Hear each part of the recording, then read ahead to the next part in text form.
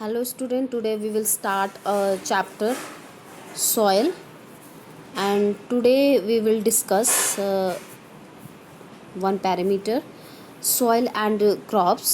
तो आपका आप देखेंगे आज हम कि soil and crops में आपको क्या पढ़ना है और क्या है ये. Different types of solids are found in a different parts of India. अब इंडिया के डिफरेंट पार्ट्स में आपको डिफरेंट आपको सॉइल प्रेजेंट मिलेंगी. ठीक है, अब देखिए क्या लिखा है. In some parts there is clay soil, in some parts there is loamy soils, and well in some other parts there in sandy soils. ये कह रहा है आपसे आपको कहीं जगह पे आपको क्ले सॉइल मिलेगी, कहीं पे आपको सैंडी सॉइल मिलेगी और कहीं पे आपको लोमी सॉइल मिलेगी. ठीक है, तो देखिए अब ये क्या कह रहा है. Soil is affected by winds, rainfall, temperature, lights and humidity. जो आपकी सॉइल होगी वो सॉइल अफेक्ट किस पे करेगी. देखिए कुछ पैरामीटर्स दिए जाते हैं. जब आपको देखिए जैसे आपको अफेक्ट करने के लिए कुछ पैरामीटर्स दिए गए हैं, तो इसमें आपके पैरामीटर जो हैं वो हैं आपके कुछ पैरामीटर्स दिए गए हैं यहाँ पे. ठीक है, देखिए फर्स्ट पैरामीटर जो है हमारा वो है आपका विंड. विंड के बाद है आपका रेनफॉल, रेनफॉल के बाद है टेम्परेचर, लाइट और ह्यूमिडिटी. ओके, तो ये देखिए आपके पास कितने सारे पैरामीटर दिए गए हैं. 5 जो आपके अफेक्ट कर रहे हैं, जो सॉइल पे अफेक्ट करते हैं. तो 5 पैरामीटर अफेक्ट कर रहे हैं. कौन कौन से हैं आपको याद रखना है. ये विंड हो गया, सेकंड हो गया आपका रेनफॉल, थर्ड है आपका टेम्परेचर, फोर्थ है आपका लाइट, एंड फिफ्थ वन जो है लास्ट वन जो इम्पॉर्टेंट भी लगता है आपको, जो हमने अभी भी पढ़ा है, ह्यूमिडिटी. ओके, ह्यूमिडिटी का मतलब आपको पता है मॉइस्चर. ओके, नाउ अब देखिए ये कह रहा है there are some important climatic factors which affect the soil profile and bring changes in the soil structures.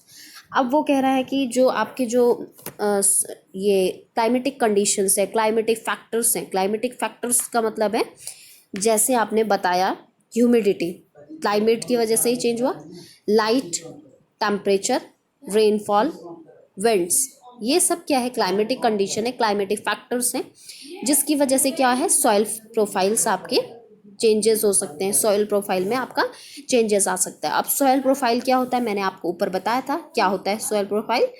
Soil profile का मतलब है जैसे आपने यहाँ पे भी देखा था कि आपकी डिफरेंट क्या थी. देखिए यहाँ पे सॉइल प्रोफाइल में बताया था ये हॉरिजोन्स हैं आपके, जो ये हॉरिजोन्स बनाए गए हैं.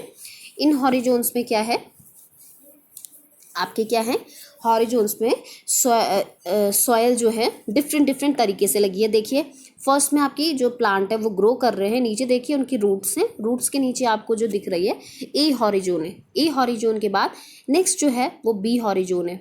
जो ऊपर मिलेंगे आपको उसमें आपके ह्यूमस वगैरह भी मिलेंगे ना. जो आपकी सेकंड है बी हॉरिजोन्स में क्या होगी आपकी सिर्फ आपको जो मिलेंगी वो सॉइल ही सॉइल मिलेगी ना. थर्ड वन जो आपकी सी हॉरिजोन्स होगा, सी हॉरिजोन्स में आपको क्या मिलेगा हल्के पैबल्स मिलेंगे, जो आपके पत्थर बोल सकते हो हल्के ना. इसके बाद जो बैड रॉक है, बैड रॉक और खुदाई करोगे आप तो आपको मैंने बताया था जो बैड रॉक है, बैड रॉक को आप यूज़ भी नहीं कर सकते हो. क्यों यूज़ नहीं कर सकते हो, बिकॉज इसमें क्या होगा प्लांट ग्रो नहीं कर पाएगा. ठीक है, तो ये सब आपका मैंने बताया था लास्ट क्लास में भी. तो ये कह रहा है कि जो आपका सॉइल प्रोफाइल है, सॉइल प्रोफाइल पे भी इफेक्ट पड़ेगा. किसका, जो आपको मैं अभी पढ़ा रही हूँ वो क्या है सॉइल एंड क्रॉप्स में कैसे असर कर रहा है. अब देखिए ये कह रहा है कि सॉइल एंड क्रॉप्स. अब क्रॉप्स का मतलब क्या है, क्रॉप्स का मतलब है फसल. ठीक है, जैसे फसल का मतलब अभी जैसे हमने वीट हो गया, राइस हो गया, जो फसल मिलती है. जैसे आपने देखा होगा जो कॉर्न वगैरह होती है, मक्के खाते हैं आप लोग. ठीक है, चावल हो गया आपका, गेहूँ हो गया आपका, गेहूँ से आटा बनता है. तो आपका यही सब और भी आपकी जो चीज़ें आती है जैसे ग्राम वगैरह, चने खाते हो आप लोग. ठीक है, ब्लैक वाले चने खाते हो आप लोग. ठीक है, और आपके वाइट वाले जो चने हो गए. ठीक है, दालें हो गई जो डिफरेंट. ठीक है, पल्सेस मतलब ये सब आपकी क्या आ जाती है, इनमें आ जाती है क्रॉप्स वगैरह में. तो अब ये कह रहा है जो सॉइल प्रोफाइल में चेंजेस आ जाते हैं, bring changes in the soil structure, और सॉइल स्ट्रक्चर में भी चेंज आ जाता है. ठीक है, ना इसके बाद अब देखिए अब ये कह रहा है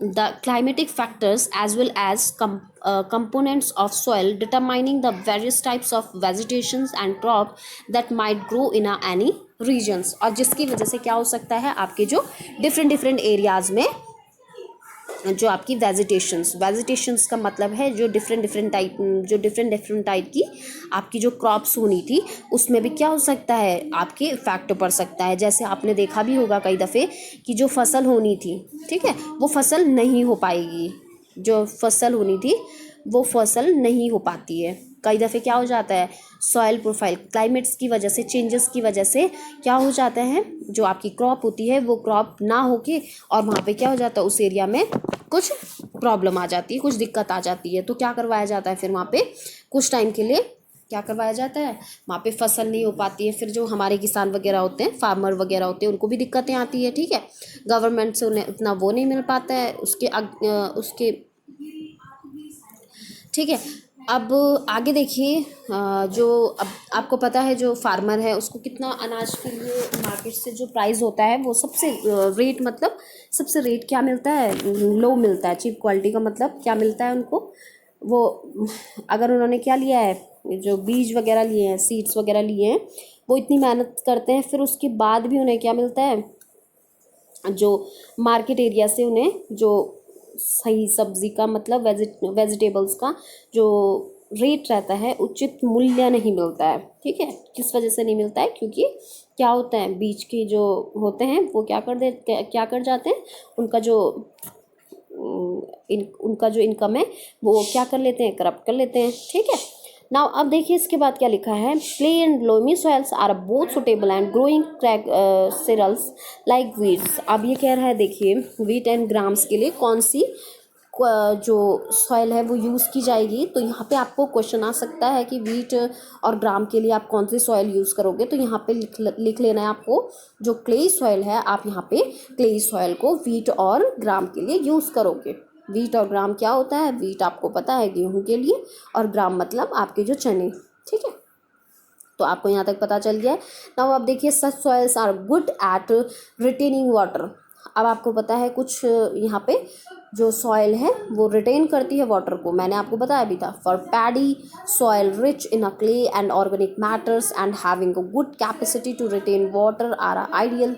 अब वो कह रहा है जो सॉइल है वो रिच जो है क्ले, जो आपने देखा भी है गुड कैपेसिटी होती है रिटेन करने की वाटर को, मतलब एब्जॉर्ब करने की वाटर को।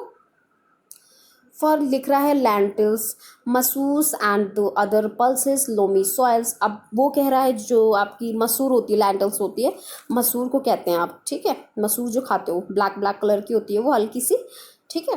तो छोटी छोटी दाने से होते हैं उसके, ठीक है, छोटे छोटे दाने होते हैं, तो उन्हें क्या बोलते हो आप, मसूर कहते हो। ये आपका लोमी सॉइल में होता है लेकिन, ठीक है। तो which drain water easily are required, और इसमें मतलब जो आपका वाटर है वो इजीली क्या कर जाता है, ड्रेन कर जाता है, ठीक है।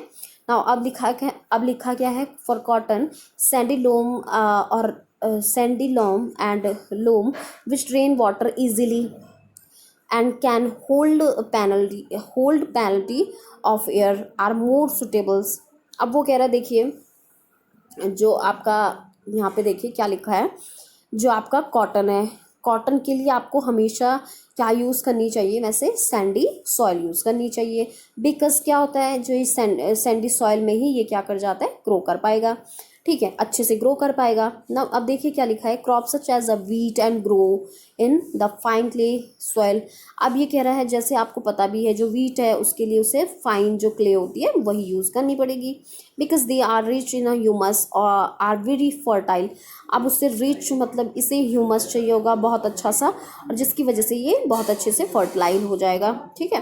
And there were teachers parents and farmers the type of soils and crops grows in your area. अब आपको अपने पेरेंट्स से या टीचर्स से या फार्मर्स से पता करना है कि आपकी कौन सी सॉइल मतलब किस क्रॉप के लिए यूज़ होगी, ठीक है। आप देखिए enter the data of the following table, आपको एंटर करनी है यहाँ पर डाटास को, ठीक है। Which kind of soil would be most suitable for the planting rice, मतलब राइस के लिए कौन सी आप यूज़ करोगे, तो आप ये सब मुझे बताओगे। नाउ आप देखिए सॉइल विद हायर और lower rate of a percolation, और इसके लिए हायर होगा या लोअर परकुलेशन होगा, ठीक है। What is the difference between the rate percolation and amount of water retain. अब आपको यहाँ पे बताना भी है कि डिफरेंस क्या होता है परकुलेशन में और वाटर रिटेन्ड में, ठीक है। बूजो you seems to have forgotten what you read earlier. अब वो दोनों वो भूल गई है बूजो कि क्या पढ़ा था अभी तक पहले हमने। Go and retire the lessons again you will find the answer. अब आपको आंसर कुछ बताना है इसमें। तो सॉइल, अब देखिए छोटा सा एक दिया है, सॉइल इरोजन होता क्या है। The remover of a land surface by water winds or ice is known as erosion. So plant roots finally bind the soil. In the absence of plants, soil become loose, so it can be moved to winter and flowering water. Erosion of a soil is a more severe in area of little or no surface vegetation such as desert or bare lands. Okay, so cutting to tree and deforestation should be prevented and effort should be made that increases the green area. अब ये कह रहा है, आप देखिए soil erosion होता क्या है। सॉइल इरोजन का मतलब है, आपने कई दफ़े देखा होगा, हवा चलती है, हवा की वजह से क्या हो जाता है, धूल जो है वो उड़ के चली जाती है किसी स्पेस से दूसरे स्पेस पे, ठीक है। दूसरे प्लेस पे मतलब आपने देखा होगा उड़ के चली जाती है विंड की वजह से भी। अब पानी बहुत ज़्यादा मतलब क्या होता है, कई दफ़े क्या हो जाता है, नदी नाले वहाँ से बहने लगी और वो क्या कर जाते हैं, जहाँ पे मतलब बहुत ज़्यादा मिट्टी थी वहाँ से क्या कर लेते हैं, पानी की वजह से वो वहाँ से हट जाती है और किसी और प्लेस पे चली जाती है। अब ऐसी मतलब पेड़ पौधे, अब पेड़ पौधे कैसे करके जाएंगे, खुद तो चल ही नहीं जाएंगे ना, खुद तो जाते नहीं हैं वो, तो क्या कर जाते हैं, कई दफ़े जो एनिमल्स होते हैं जैसे काऊ हो गई, बफेलोज हो गई, और आपके जो भी मतलब एनिमल्स मतलब खा रहे हैं ग्रास को, वो क्या कर देते हैं, जो आपकी ग्रास होती है उसे क्या कर लेते हैं, जड़ों सहित उखाड़ लेते हैं, रूट सहित ये उखाड़ लेते हैं खाते खाते, ठीक है। उसकी वजह से क्या हो गया, सॉइल उन्होंने क्या कर दी, थोड़ा सा वहाँ से हटा ली है, ठीक है। और इसी वजह से हटते हटते हटते हटते थोड़ा वहाँ पे सॉइल इरोजन शुरू हो गया, ठीक है। अब सॉइल इरोजन वहाँ पे उखड़ सा गया है, इस वजह से क्या होगा, विंड चलेगी, विंड की वजह से वो क्या हो जाएगी, वहाँ से जब भी विंड चलेगी तो उतनी दफ़े वो क्या होनी शुरू हो जाएगी, उड़नी शुरू हो जाएगी और उड़ के वो दूर तक चली जाएगी, तो वहाँ पे सॉइल इरोजन शुरू हो गया। इसके बाद नेक्स्ट है डिफॉरेस्टेशन। डिफॉरेस्टेशन का मतलब है कि आपने क्या किया, वहाँ पे अपना लैंड एरिया बनाने के लिए, ठीक है, एक बड़ा एरिया बनाने के लिए कि भाई मैं वहाँ पे मॉल खोलूँगा या मैं अपनी जगह पे मतलब क्या कर लूँगा कि मैं अपने एरिया में बिल्डिंग्स बना लूँगा। उसके लिए आपने क्या किया, डिफॉरेस्टेशन कर लिया। डिफॉरेस्टेशन का मतलब यही हुआ कि आपने क्या कर लिया, वहाँ पे जो लैंड एरिया था उसको कटवा करके अपने आप को वहाँ पे बिल्डिंग्स वगैरह मॉल्स वगैरह बना लिए, ठीक है। तो ये आपका डिफॉरेस्टेशन में आ जाता है, ग्रीन एरिया को आपने क्या कर दिया है, कम कर दिया है।